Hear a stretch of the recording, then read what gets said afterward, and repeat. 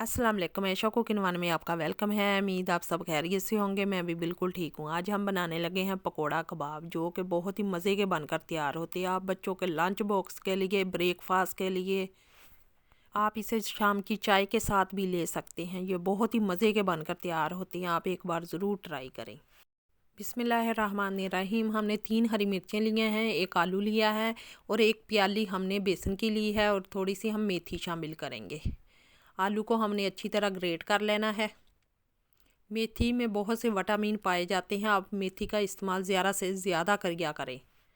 आलू को हमने ग्रेट करके 2 से 3 पानी अच्छी तरह हमने धो लिया है। अब इसे अच्छी तरह हमने निचोड़ के इसका पानी निकाल लेना है और अच्छी तरह खुश्क कर लेने हैं। एक प्याली हमने ली है मेथी की, इसे अच्छी तरह धोकर हमने बारीक बारीक काट लिया है। आधा चम्मच हमने खुश्क धनिया लिया, आधा चम्मच हमने ज़ीरा लिया, आधा चम्मच हमने नमक लिया, थोड़ी सी सुरख मिर्च और थोड़ी सी हमने हल्दी शामिल करेंगे। हमने सुरख मिर्च ज़्यादा नहीं शामिल करनी, हमने हरी मिर्चों का अच्छा सा फ्लेवर लाना है। एक प्याली अब हम बेसन की शामिल करेंगे।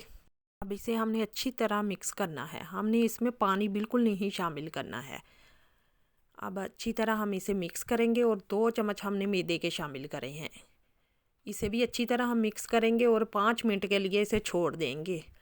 आलू की नमी से हमारा बेसन सेट हो चुका है। हमने इसमें पानी बिल्कुल नहीं शामिल किया। अब हाथों को ग्रीस कर लेंगे और इसके कबाब बनाने शुरू करते हैं।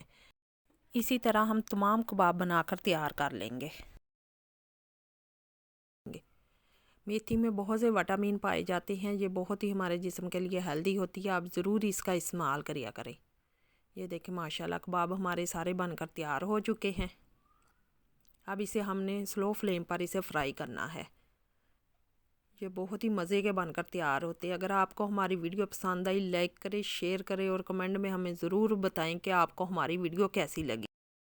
इसे फ्राई करने में 6 से 7 मिनट लगेंगे, जो अच्छे से फ्राई हो जाएंगे। लो फ्लेम पर आपने इसे फ्राई करना है ताकि ये अच्छी तरह अंदर तक पक जाए। ये बहुत ही बाहर से क्रिस्पी बनते हैं और अंदर से सॉफ्ट होते हैं। ये बहुत ही मज़े के लगते हैं। आप चपाती के साथ इसे ले सकते हैं, नान के साथ ले सकते हैं। ये बहुत ही मज़े के लगते हैं। आप एक बार ज़रूर ट्राई करें। इस तरह आप बनाकर इसे फ्रीज़ भी कर सकते हैं इसकी डो को। मेथी का आप ज़रूर इस्तेमाल किया करें। मेथी आपको ताकत देती है, आपको खूबसूरत बनाती है। हमने इसकी साइड चेंज करते हुए इसे अच्छी तरह हमने फ्राई कर लिया। ये प्यारा सा गोल्डन सा कलर आ चुका है। अब इसे हम निकाल लेंगे। ये बहुत ही जल्द, बहुत ही कम टाइम में ये बनकर तैयार हो जाते हैं। आप मेहमानों के लिए तो ज़रूर बनाएं। ये चाय के साथ बहुत ही मज़े के लगेंगे। माशाल्लाह देखिए कितना प्यारा इसका कलर आया और इतने मज़े के बनकर तैयार हुए थे। ये बाहर से क्रिस्पी थे और अंदर से सॉफ्ट थे। आप एक बार ज़रूर ट्राई करें।